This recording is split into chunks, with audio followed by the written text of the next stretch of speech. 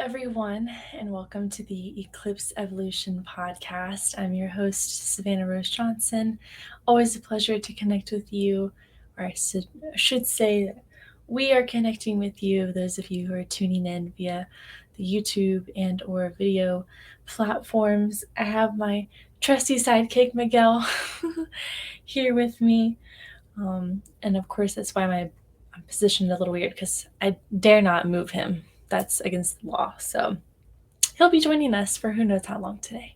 But, anyways, I'm excited to connect with all of you on a topic that is something that I just feel like there needs to be a dialogue about, and it is men's mental health and men's mental wellness. This is something that, well, with it being June, the month of June currently, that's Mental Health Awareness Month for men, even though mental health isn't really anything that's necessarily gendered. And Women's Mental Health Awareness Month is in March. The Mental Health Awareness Month in general is May, but here we are in June, specifically highlighting men. And where, again, I don't believe mental health is necessarily something that's gendered, it does show up differently for men and men identifying folks. So when it comes down to just some of the unique circumstances and things that show up for men and their mental health and wellness, is primarily just because it's so stigmatized. I don't feel like many men are talking about this, are aware, or even just accepted for mental health, for emotional things, just in general. And I love working with men because, and for many reasons, but one of the reasons is just because I feel like men especially have been so just ostracized for being emotional for decades, if not centuries. It's not something that, like, emotions at least have not been something that men have been allowed to show. There's all these idioms in our language, at least American culture, that is like, be a man up, rub some dirt in it, and that kind of stuff. I laugh just because it's kind of absurd in some contexts. Like, what does it mean to man up? Is it to be emotionless, to be stoic, to not show any quote weakness? That's a lot of times how emotions have been labeled. Emotions have been feminized in a lot of ways and kind of put in this category of weakness, of vulnerability, of something that instantly cancels out masculinity for whatever reason. And I think that's sad because emotions aren't a feminine thing. They're not something that only belong to women. I mean, emotions are a human thing. Just bottom line, we have both analytical and emotional parts of our brain. We have a whole chunk of our brain that is dedicated to emotions. And where, yes, sure, maybe women have a little bit more of a natural tendency to be in touch with their emotions and intuition and whatnot. And that's historically been the case. It's not that men don't have access to those parts or have them at all. A lot of times the social conditioning is what has allowed men to become familiar and comfortable and become in touch with those parts of themselves because they're there, whether we like it or not. And it's something that I feel like there needs to be a paradigm shift as far as acknowledging male emotions and male mental health, because the amount of suicide and depression and substance misuse and anger problems that exist in the male population are staggering. They are devastating. And so much of the reason behind why many men don't seek support and reach out for help to, like, get whether it's like receive counseling or coaching or medication or even just going to the doctor, like just a regular old doctor. I know that that's sometimes even something that men are hesitant on. There's always that running joke of like, men won't ask for directions, so they sure as heck won't ask for a therapist. And again, this is really tied into how emotions and help and quote like vulnerability, so to speak, is categorized as this feminine thing in the history, at least. But that's not true. It's just not. And so I feel like with this paradigm shift that we're inviting with this Mental Health Awareness Month for men, it's so important for, I think, the first thing to be addressed is just how emotions are not masculine or feminine. They are a human thing. Like, emotions are human. And for our more analytically, oh, bye bye. So he lasted about 5 minutes. So for those of us who may be more comfortable with the logical, analytical realm, kind of viewing emotions as data can be really helpful, because that's kind of what they are. I mean, emotions are our body's way of communicating to us. They're a language. It's information. When we feel certain things in our body, it doesn't have to be attached to our identity. And so when it comes down to men specifically with their mental health and emotions, so often I see men who, if they are feeling some kind of emotion or some kind of way, if they want to express it, sometimes in company that's not necessarily in tune with this reality, a lot of times they'll be ridiculed and shut down or called certain names or slurs, literally just because they are showing emotion. They're just showing this human thing. And where we see a lot of times something like some substance misuse or even anger problems, so much of that is really due to the repression factor, and depression as well to some extent, and especially like suicidal ideation. But bottom line is, when those kind of emotions are suppressed and repressed, sometimes anger is the only quote acceptable outlet for those feelings, because anger is something that's seen as another gendered emotion where it's acceptable to express anger as a man in a lot of historical senses, and some belief systems where anger is seen and even revered as strength, or seen as soldierly, or seen as ferocious. Whereas a lot of times women that show anger, this kind of more quote like masculine emotion, are then labeled not as heroic and strong, but as like crazy or as bitchy or whatever the case may be.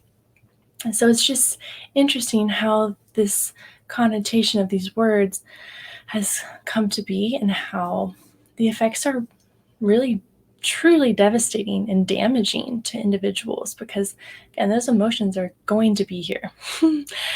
And how we approach those emotions has a lot to do with our overall life satisfaction, our overall health, because a lot of times when things are suppressed, they don't actually go anywhere. They're internalized. They come out as anger, sometimes in ways that aren't healthy or revered, but come out as really scary bursts, or sometimes even violent bursts, unfortunately.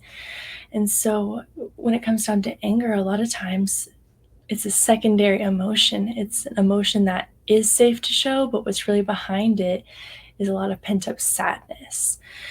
So that's why a lot of times men who are perhaps having a hard time with coping with these emotions, or are not able to suppress them anymore, it can come out as irritability, it can come out as these outbursts of anger, it can come out as all kinds of things that can sometimes isolate them or not allow them to have relationships with others, or even a healthy relationship with themselves. It can be super, super damaging. So with this Mental Health Awareness Month for men, it's truly about accepting and acknowledging and embracing humanity. Not that mental health is, again, something that is gendered or something that is attached to masculinity, but rather it's something that every single person on this planet, regardless of how they identify, experiences mental health and mental wellness, because we all got a brain. And so therefore we all have mental health. That's just the fact of the matter. So it's interesting. And I love working with men just because so much of it is, or so much of the work starts out as just kind of normalizing emotions and letting them know that just because they may be feeling something that's unpleasant or like maybe quote bad or whatever the case, not an emotion they would want to feel, it doesn't have anything to do with who they are as a person. They themselves are not bad. They are not a bad person just because they feel sad. They're not any less of a man just because they feel grief or sadness or fear, even. And I also love working with veterans, especially because emotions are like the last priority when it comes down to, um, just being in survival mode essentially, which is very much the case with those kind of professions sometimes, especially if you're in a combat situation. Like, you really do have to push down emotions and fear and all those kind of things, or move through them at least, in order to get the job done. But then it can also make other emotions unfamiliar as well. Or sometimes coping with certain things just to get through a certain period of time, that method of coping is no longer working or healthy, if it ever was to begin with. So I love working with veterans, especially because a lot of times they just have really lost touch with how they are such a just amazing spectrum of a person. And that goes for all men. There's so much that can be missed out on when mental health and mental wellness are not explored, not just like coping and dealing with and moving through these, what we maybe classify as like difficult or challenging or negative emotions, but it also means missing out on positive emotions as well. Because again, if we're suppressing something, it doesn't go anywhere. And a lot of times that means that there's less room for the good stuff, or it's just harder to allow the good stuff to come in. So it's such a worthwhile endeavor to do this emotional exploration and to separate it from identity and from masculinity as well. And I feel like men aren't really given a fair chance to start exploring these things, because there unfortunately has been a kind of uprising of this like toxic masculinity label, where if these men are maybe exhibiting mental unwellness, so many people are quick to dismiss them entirely and label it as, oh, they just have toxic masculinity, where sure, maybe perhaps there could be some elements of masculinity that's not being expressed in a healthy way. But I guarantee if we trace it back to the roots of maybe why those behaviors or actions are showing up, it is going to be rooted in a mental health or mental wellness issue or imbalance of some kind. Because that's what happens when we are under stress. Our ego takes over, and I don't mean ego as far as our like being egotistical necessarily, like, oh, I'm better than you. It's our ego are our defense mechanisms, our protector parts. They are parts of our personality that maybe we need to or feel called to show, oftentimes unconsciously, because of a certain situation or perhaps a certain stress that's provoking us. So when we're feeling this ego flare up, and perhaps their ego has adapted into traits that are what we would say are toxic, in that toxic masculinity case, supposedly, that's not really who that person is. Oftentimes, a lot of times, that's how they have been taught to be. That's how they maybe have had to become. That's maybe the only way they were like allowed to be, or maybe that's just they didn't have any other examples. Maybe it wasn't safe for them to be any other way. The list goes on. And there's also so much in our culture that promotes this toxic masculinity or unhealthy culture, and therefore normalizing it as well. And so a lot of times, men, just because there's so much media out there and so much stuff to consume, a lot of times, a lot of the messages or subliminal messages are ones that perhaps are not helping the male identity develop in a healthier, balanced way, just because so much of the maybe unhealthy stuff has become normalized, and if not like starting to overpower some of the healthier options. So that being said, I think there's so much that is just quick to blame men for just being a guy, or boys will be boys, or again, all these idioms that just allow stuff to not be okay. And a lot of times guys feel like that's how they should be. Maybe again, that's not how they actually are. There's so much pressure and messaging around their identity as a man that says if you want to be a man, or if you are a man, you do XYZ. And it's just, that's not necessarily true. It doesn't really help anyone. And guys, if you're listening to this, I will let you in on a secret. If you are interested in women, I'm going to speak for most women here, hopefully most women. I know I'm not speaking for all, but I know definitely from my perspective that a man who is in touch with his emotions and can communicate about them and is able to self-regulate his emotions and work through things and really, I mean, ultimately take care of himself, that is the most attractive thing a man can have. It doesn't matter necessarily what his career is or what he looks like or whatever the case may be. That is something that brings true emotional security to women. And I know there's a lot of toxic feminine stuff going on. Maybe it's not necessarily called that, but I know like women aren't blameless. No one's blameless, and no one's, you know, I think totally like, I don't know the word, but I believe that there's hope for everyone essentially. But I do acknowledge like that there are certain things that women do that also hurt other men as well. I know a lot of my guy friends have maybe not been interested in dating because they've been hurt by women, they've been cheated on, they've been sometimes even exhibiting some of their own, oh sorry, there's a little fruit fly. Anyways, they maybe have been exhibiting some of their own unhealthy behaviors that have contributed to the pain of this man, and then the man starts to exhibit new behaviors or different behaviors. So all that being said, like I understand this isn't just something that rests on the shoulders of men.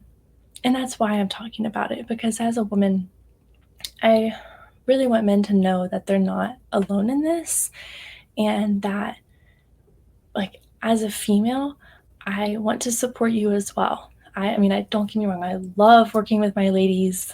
It's such a special, special thing for me.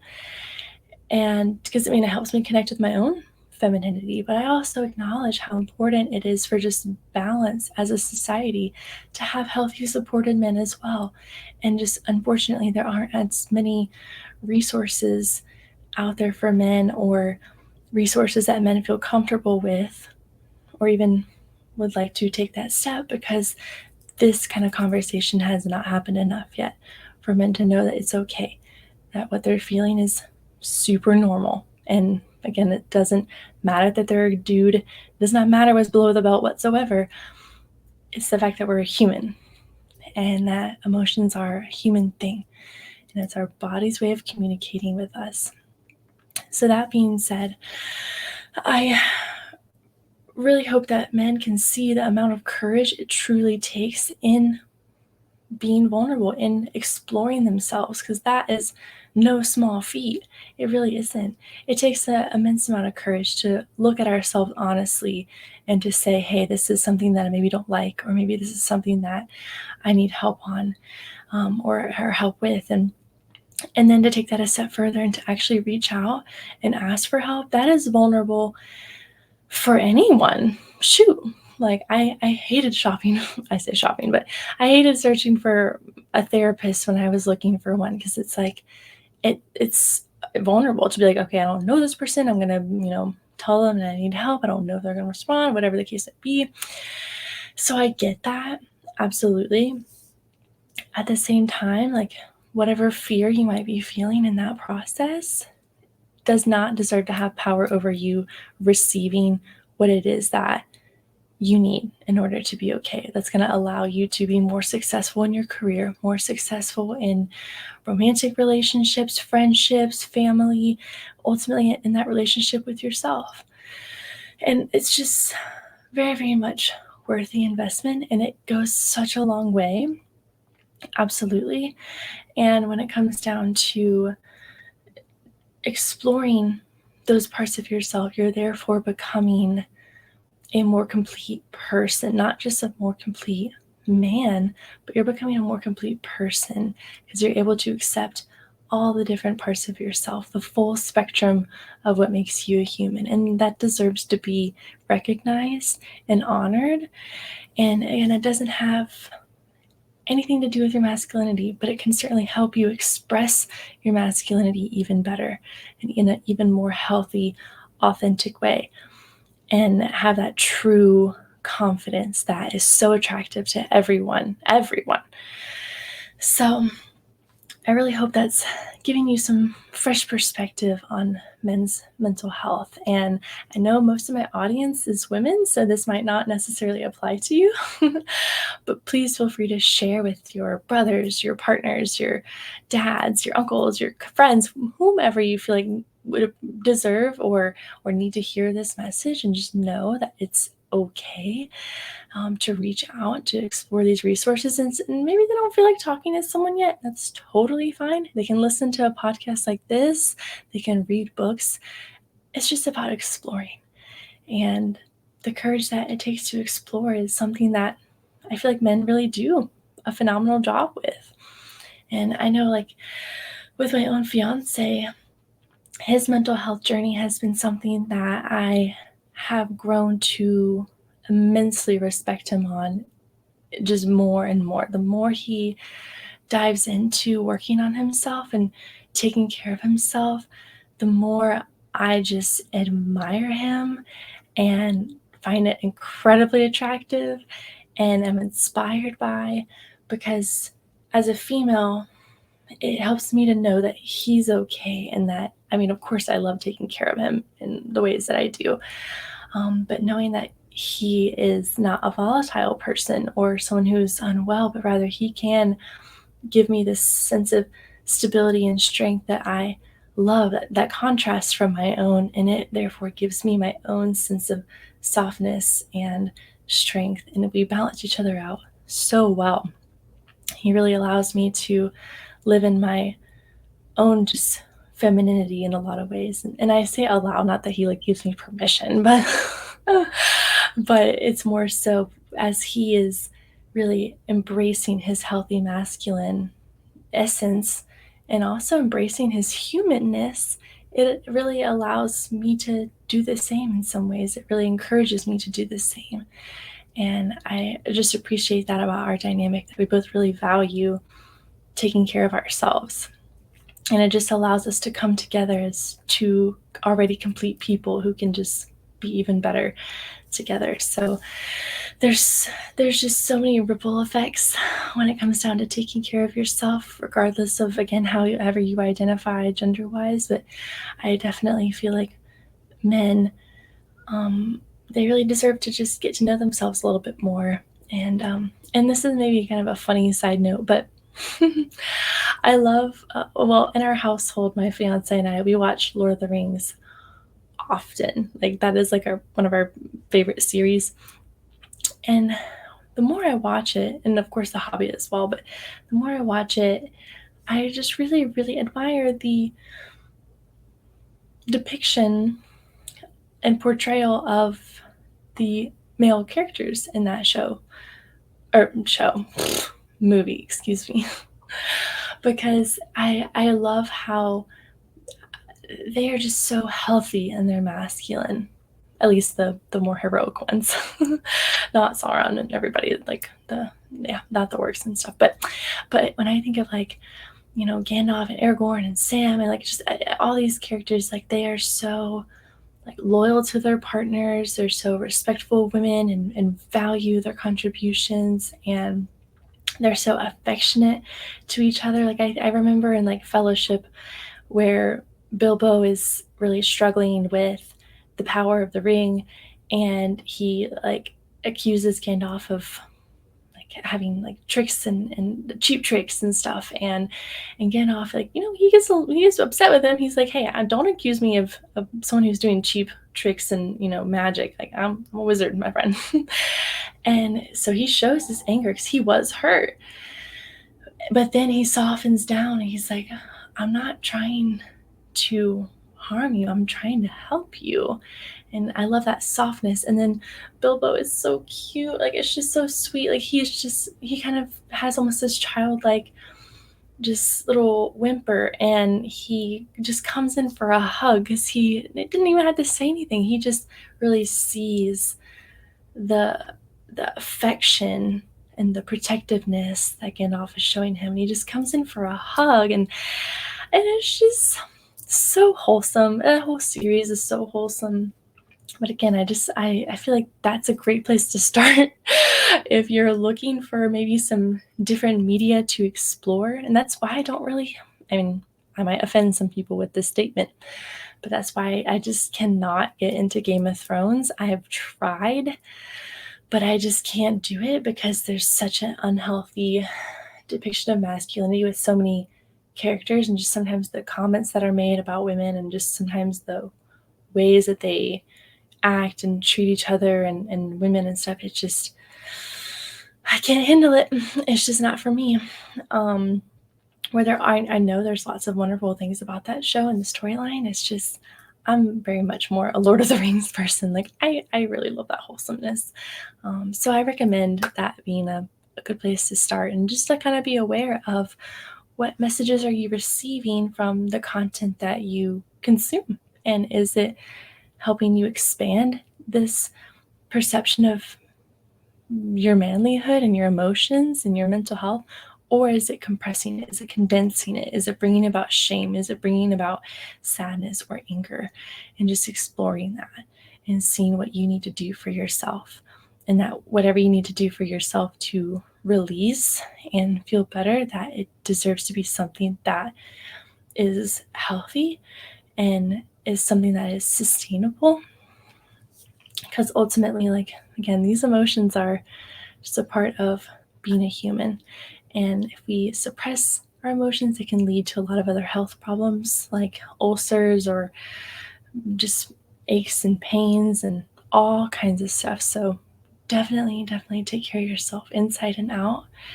And if you have any questions, or if I can be a resource to you, please reach out. So again, I thank you for my female audience or for listening to this, if you tuned into this episode.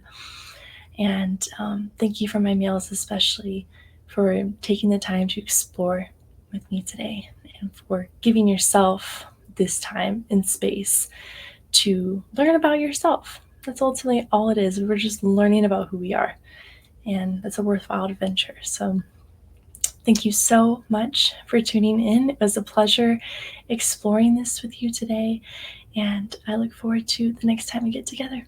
So take care, and bye for now.